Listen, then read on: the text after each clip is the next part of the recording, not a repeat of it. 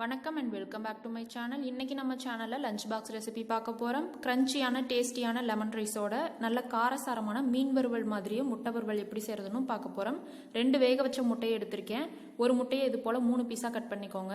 நான் 2 முட்டையும் 6 பீஸாக கட் பண்ணி எடுத்திருக்கேன். ஒரு கிண்ணத்தில் ஒரு முட்டையை உடச்சி ஊற்றிட்டு மஞ்சக்கருவியும் வெள்ளைக்கருவியும் இது போல் ஒன்றா நல்லா அடித்து கலந்து வச்சுக்கோங்க.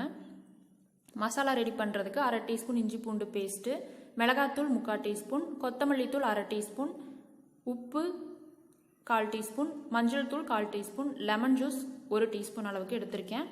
இதெல்லாம் சேர்த்து நல்லா கலந்து விட்டுக்கலாம். கலந்து விட்டுட்டு 1 டீஸ்பூன் போல் தண்ணி ஆட் பண்ணிக்கிறேன். இதோட ரொம்ப ட்ரையாக இருக்குது.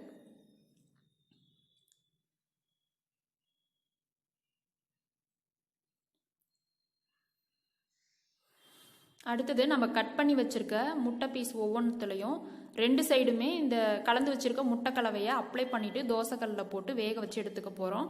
எதுக்காக அப்படி பண்ணுறோன்னா வெள்ளைக்கருவுலேருந்து மஞ்சக்கரு தனியாக பிரிஞ்சு வராது.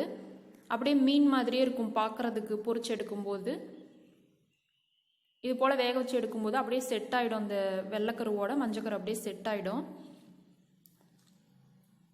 அதுக்காக தான் இது போல் நான் பண்ணுறேன்.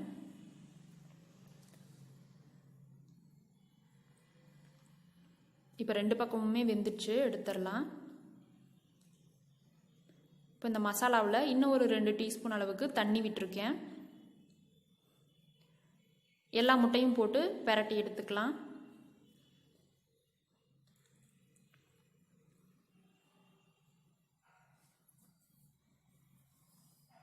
இப்போ இதோட கடைசியாக 3/4 டீஸ்பூன் அளவுக்கு பச்சரிசி மாவு சேர்க்குறேன். இது நம்ம இடியாப்பம் புட்டுக்கெலாம் யூஸ் பண்ணுற அந்த அரிசி மாவு தான்.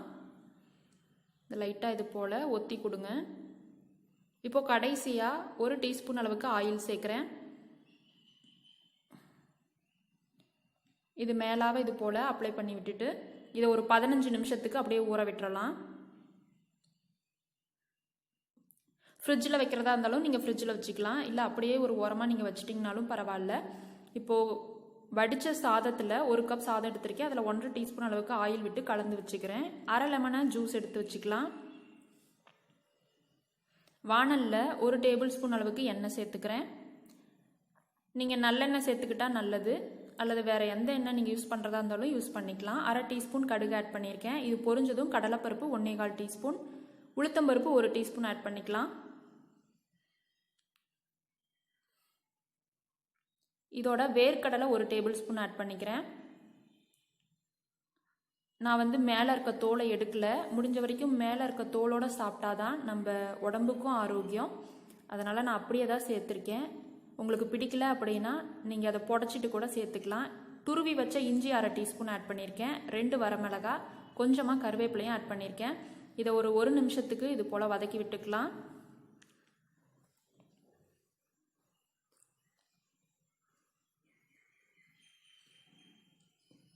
இதோட உப்பு 1/2 டீஸ்பூன் ஆட் பண்ணிக்கிறேன். மஞ்சத்தூள் 1/4 டீஸ்பூன் ஆட் பண்ணிக்கலாம்.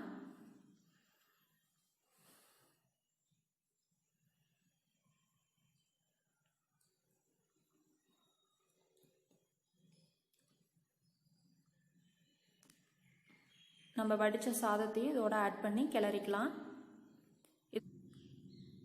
நல்லா கலந்து விட்ட பின்னாடி லெமன் ஜூஸை ஊற்றியாச்சு.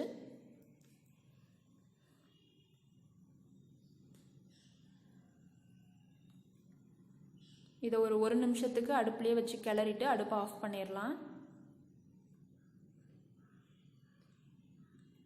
நல்லா கிளறி விட்டாச்சு. கலர் அழகாக வந்திருக்கு பாருங்கள். இப்போ கொத்தமல்லி தழை தூவிட்டு ஒரு கிளறிட்டு நம்ம அடுப்பில் இருந்து இறக்கிடலாம்.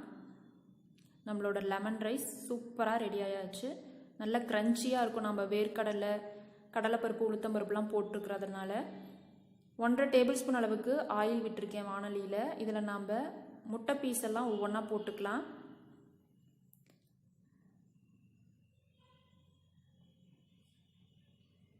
ஒரு பக்கம் வெந்ததும் திருப்பி போட்டுக்கலாம்.